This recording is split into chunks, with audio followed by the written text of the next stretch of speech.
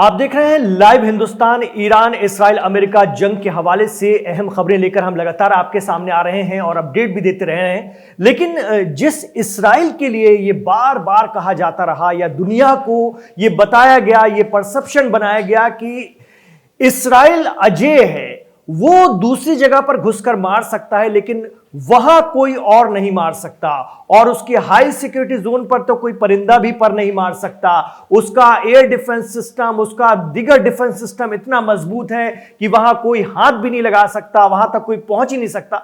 इस तमाम तरह की बातें बताई गई।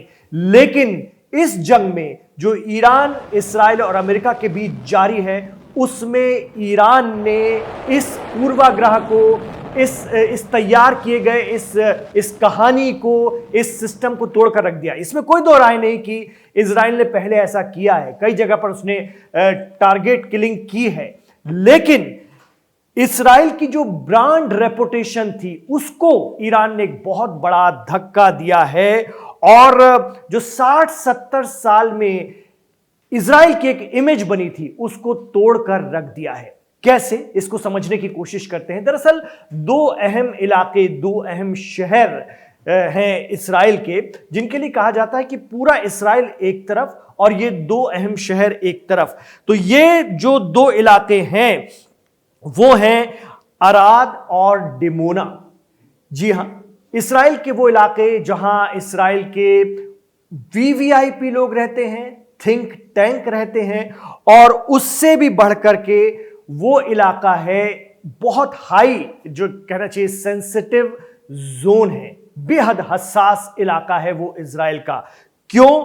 क्योंकि वहां पर जिसको लेकर के कहा जाता है, जैसे एक पेंटागन है ना, अमेरिका में पेंटागन, बिल्कुल इस्राइल के लिए अराद और डिमोना वही इलाके हैं। और अगर हम और ध्यान से समझने की इसको कोशिश करें तो जो इजराइल की तकनीक है और जिसको लेकर कहा जाता है कि इजराइल के जो परमाणु रिएक्टर्स हैं, जो परमाणु सेंटर्स हैं, न्यूक्लियर सेंटर्स हैं, वो वहां पर मौजूद हैं। और इसके लिए ये इसीलिए भी कहा जाता है क्योंकि डिमोना का जो नेगेव रेगिस्तान है, वहां पर डिमोना में शिमोन पेरेज न्यूक्लियर रिसर्च सेंटर है, जिसको आमतौर पर डिमोना रिएक्टर के नाम से जाना जाता है, और ईरान ने इस बार वही हिट किया है। ये जो तस्वीर आप देख रहे हैं, ये जो वीडियो आप देख रहे हैं, ये उसी इलाके के हैं।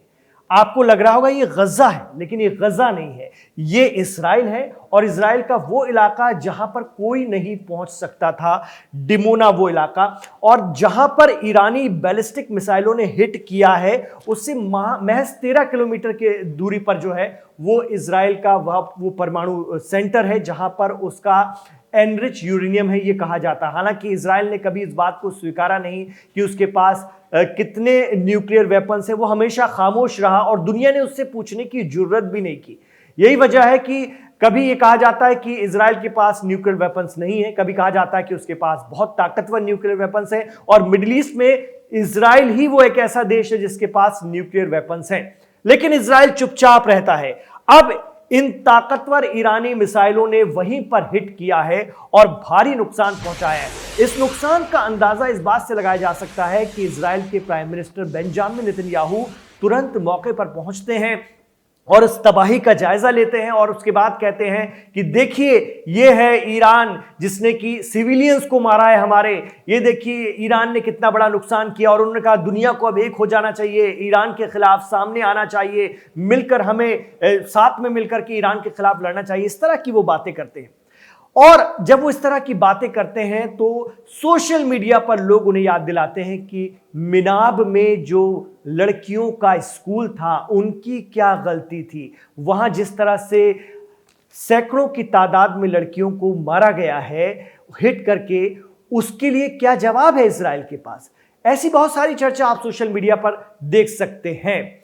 और वही पीएम नेतन्याहू जो ईरान के लिए कह रहे हैं कि ये वॉर क्रिमिनल है, देखिए सिविलियन पर मार रहा है, हमारे इन शहरों पर मार रहा है, लोगों को मार रहा है, उन्हीं पीएम बेंजामिन नेतन्याहू के खिलाफ गजा वार को लेकर के, गजा में आक्रामकता को लेकर के वारंट है। कई देशों में उनके खिलाफ वारंट है जो कि इंटरनेशनल क्रिमिनल कोर्ट ने जारी कर रखा है। अगर वो वहां पर जाएं तो उन्हें गिरफ्तार किया जा सकता है। इसलिए वो जब अमेरिका या किसी भी दूसरे देश के दौरे पर जाते हैं तो बहुत घूम फिर करके जाते हैं, क्योंकि कई ऐसे देश हैं जिन्होंने खुले तौर पर यह ऐलान कर रखा है कि वो अगर उनकी हवाई सीमा से गुजरते हैं या उनसे होते हुए गुजरते हैं तो हम उन्हें अरेस्ट कर सकते हैं।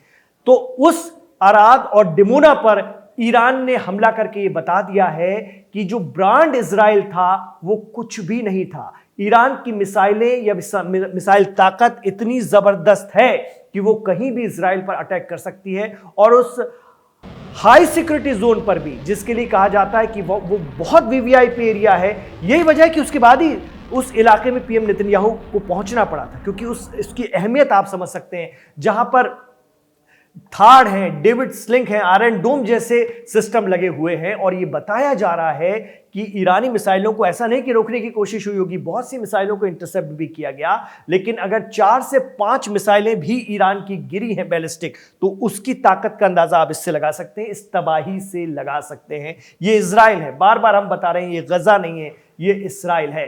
तो डिमोन और अराज पर मार करके ईरान ने बता दिया है कि जंग में वो भी बराबरी का एक तरह से, अगर हम कहें, क्योंकि शुरुआत में कहा गया कि इजराइल और अमेरिका की ताकत के आगे ईरान कहां ठहरेगा, लेकिन अपनी ताकत का एहसास कराकर ईरान ने बता दिया है कि वो भी बराबरी से इस जंग को लड़ रहा है, कहीं कमतर नहीं है, और इजराइल के उन इलाकों को निशाना बना सकता है जो अब तक अछूते थे, या जिनके लिए कहा जा सकता था कि वो बहुत ही सिक्योर है, जबकि इजराइल इसके बरखिलाफ, इसके विपरीत कहीं भी, किसी भी देश में और ईरान के अंदर भी कहीं पर भी मार सकता है, जब चाहे, जैसी उसकी मर्जी हो वो कर सकता है, और किया भी है, इसमें कोई दो राय नहीं।